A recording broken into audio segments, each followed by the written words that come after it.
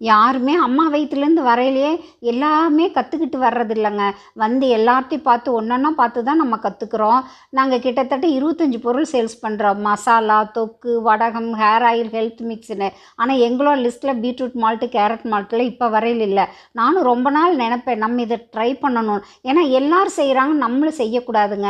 நமக்கு என்ன வருதோ அதை செய்யலாம். தெரியாத ஒரு விஷயத்துக்காக நம்ம கிணத்துல குதிக்கவே கூடாதுங்க, ரொம்ப கஷ்டம். அதனால் நான் இன்றைக்கி ஃபஸ்ட் டைமாக ட்ரை பண்ணேன். 1/2 கிலோ பீட்ரூட் வாங்கி தோல் அரைச்சி மிக்சியில் அரைச்சி எடுத்துக்கிட்டு 1/2 கிலோ நாட்டு சர்க்கரை போட்டு நல்லா கலந்ததுக்கப்புறம் பாதாம், முந்திரி, ஏலக்காயெல்லாம் வறுத்து மிக்சி ஜாரில் பொடி பண்ணி கலந்துட்டேங்க. அதாவது நான் என்ன தப்பு பண்ணிட்டேன்னா, இன்னும் கொஞ்சம் முன்னால் எடுத்திருந்தேன்னா கலர் சேஞ்ச் ஆகாமல் இருந்திருக்கும். கொஞ்சம் ஒரு 5 நிமிஷம் எக்ஸ்ட்ரா விட்டதுனால அந்த பீட்ரூட் கலர் சேஞ்ச் ஆகி கேரட் மால்ட் கலரில் வந்துருச்சு. ஆனால் டேஸ்ட் வைஸ் சூப்பராக இருந்துச்சுங்க.